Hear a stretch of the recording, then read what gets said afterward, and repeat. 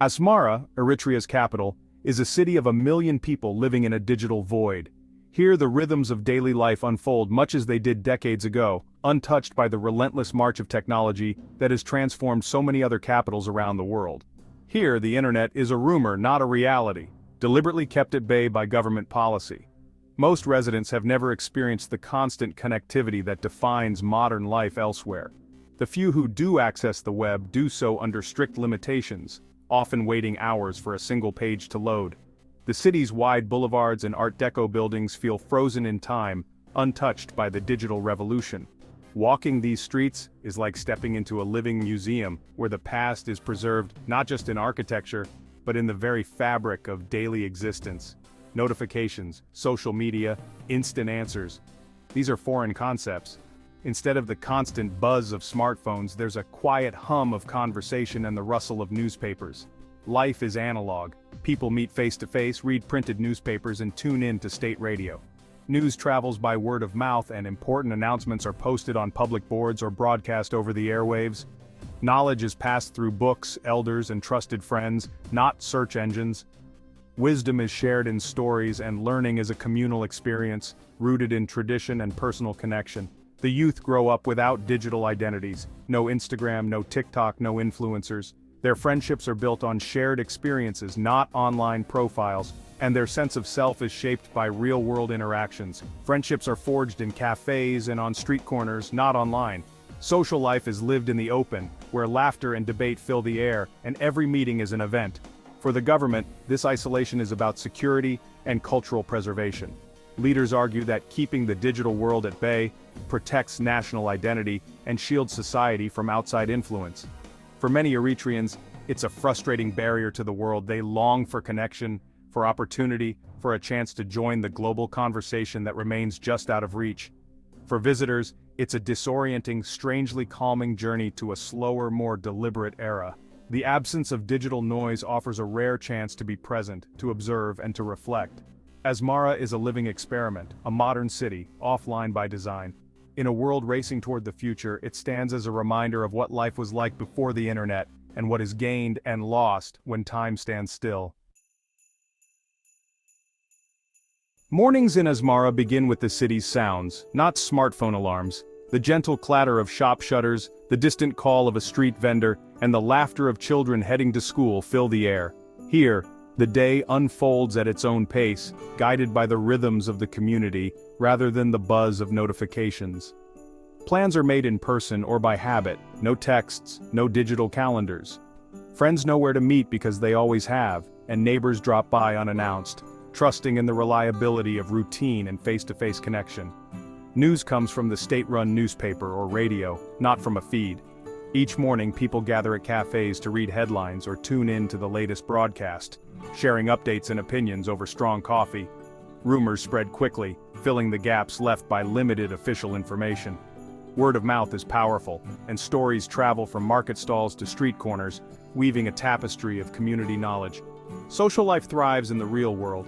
When evening falls, crowds gather on Harnett Avenue for the passeggiata, an Italian tradition of strolling and socializing. Families, friends, and couples walk together, exchanging greetings and catching up on the day's events. Cafes are alive with conversation, not screens. Laughter and debate fill the air as people linger over coffee, savoring both the drink and the company. Entertainment is analog. Cinemas show old films, music plays from cassettes, and families gather for stories and games. Children invent their own fun, playing soccer in the streets or listening to elders recount tales from the past. Without digital distractions, people are present, engaged, and attentive. Meals are shared without screens, and conversations are uninterrupted, fostering genuine connection. The art of conversation is essential, honed by necessity. Storytelling is cherished, and wisdom is passed down through animated discussions and shared laughter. Life is full but sourced from tangible, immediate experiences. The sights, sounds, and smells of the market, the thrill of a street soccer match, and the warmth of a neighbor's greeting all contribute to a rich daily life. The lack of internet forces deeper engagement with people and place. Every interaction is meaningful, and the bonds of community are strengthened by shared presence. Asmara is a lesson in living richly with less. The city's beauty lies not just in its architecture, but in the way its people find joy and fulfillment in simple, everyday moments. Here, human connection is the city's true network. In Asmara, relationships are built face to face, and the spirit of community is the strongest signal of all. In Asmara's offices, business runs on paper, not email. The hum of printers and the shuffle of documents fill the air, as computers are a rare sight.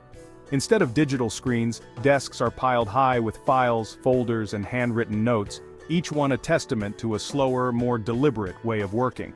Memos are hand-delivered from desk to desk, meetings are arranged by landline phone, and every transaction is carefully recorded in thick ledger books. The absence of email and instant messaging means that communication is personal, often requiring a walk down the hall or a phone call to a colleague. This analog pace insulates the economy from the chaos of constant digital change, but it also stifles innovation and limits access to global trade. Businesses move at a measured rhythm, with decisions taking time and progress unfolding slowly, step by step. Social bonds, meanwhile, are built face to face. Birthdays mean family and friends gather in person, sharing laughter and stories. When illness strikes, neighbors arrive at your door with food and comfort, reinforcing a sense of community that is woven into daily life. The community is your support group, your search engine, and your news source. Information travels by word of mouth, and advice is given over coffee or at the market, where people gather to share news and help each other solve problems. Dating here is old-fashioned. Young people meet through family or friends, and courtship is slow and thoughtful. Love letters written by hand are still exchanged, cherished as tokens of affection in a world where instant messaging is rare. There are no dating apps, no curated online personas, just real conversations, shared walks, and the gradual building of trust. Relationships grow in the open, shaped by the community and the passage of time. For families with relatives abroad, staying connected is a constant challenge. The distance is felt not just in miles, but in the slow, uncertain flow of communication. International calls are rare and expensive, reserved for special occasions or urgent news. Letters written with care can take weeks or even months to arrive, making every word precious. Internet cafes offer brief, precious moments of contact with the outside world. Here, people check emails, send messages, and catch glimpses of distant loved ones, savoring every minute online. These fleeting connections are treasured, highlighting the ache of separation and the longing for reunion. A letter or a video call can bring both joy and tears, reminding families of what they miss. The digital divide is most deeply felt in the silence between loved ones. Missed voices and empty chairs are daily reminders of the distance technology cannot always bridge. In Asmara, every connection is hard-won and deeply valued. Each embrace, handshake, and shared moment is a testament to the strength of community and the enduring power of human connection. The Eritrean government frames internet restriction as protection, shielding culture youth and national security. They argue resources are better spent on roads and schools than on digital infrastructure. Officially, it's a pragmatic sacrifice for collective progress. Critics see it as political control. The internet threatens the state's monopoly on information. Without it, dissent is stifled and alternative viewpoints are kept out. The result is an information blockade. Students, entrepreneurs, and citizens are cut off from the world. The government's grip on information deepens stagnation and isolation. For many, the absence of the internet is the most visible sign of authoritarian control. Asmara's charm is inseparable from its stunning Italian modernist architecture. Buildings like the Fiat Tagliero and Cinema Impero are relics of a bold experimental era. The city's UNESCO status preserves its clean, palm-lined avenues and vintage skyline. The slow pace of development means old buildings remain, untouched by modern sprawl. Cafes are filled with conversation, not screens. Public spaces are tranquil and focused. The city invites you to slow down, to be present. Vintage cars and Art Deco facades reinforce the sense of a city paused in time. But this beauty masks economic and political stagnation. Asmara is a living museum, captivating for visitors, confining for residents. Its timelessness is both its greatest asset and its heaviest burden. In Asmara, information moves by sneakernet. USB drives passed hand to hand. A single flash drive can carry music, movies, banned books, and news from abroad. Friends gather to copy files, turning sharing into a community ritual. The sneakernet is vital for uncensored news and alternative perspectives. It's risky, being caught with forbidden content has consequences. Yet, this underground network keeps the outside world alive in Asmara. It's slow and dangerous, but it's a lifeline for knowledge and connection. The sneaker net proves that information finds a way, even in the most controlled environments. In Asmara, data travels in the shadows, sustaining hope and curiosity. Eritrea's diaspora is the country's digital bridge to the world.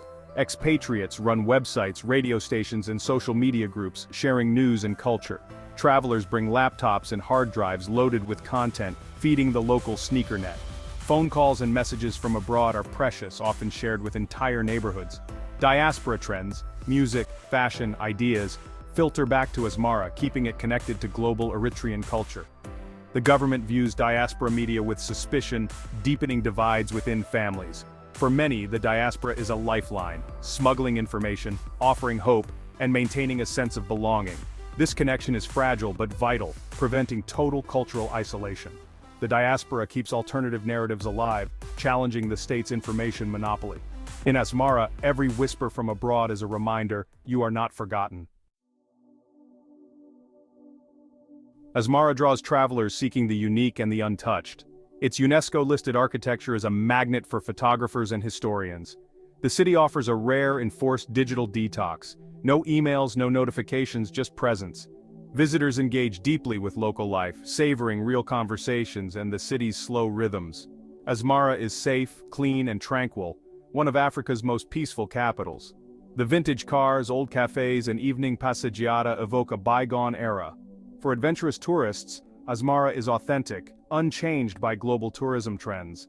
Its isolation, a hardship for residents, is a revelation for visitors. Here, time moves differently, and the past feels vividly alive. Asmara forces us to ask, what do we gain and lose without the internet? The city's isolation stifles freedom, education, and economic growth. Yet, it preserves deep, face-to-face connections and the art of conversation. Boredom sparks creativity. Community bonds are tangible and strong. The trade-off is complex, social cohesion at the cost of opportunity and freedom. Asmara is neither utopia nor dystopia, but a mirror for our own digital lives. It reveals the internet's power to liberate, and the depth of its absence. Life here is slower, more present, and deeply human. The city's story is a reminder, progress is never simple. As we build our digital future, Asmara asks us to consider what we might be leaving behind. Thank you for watching this video. Don't forget to like and subscribe for more travel insights.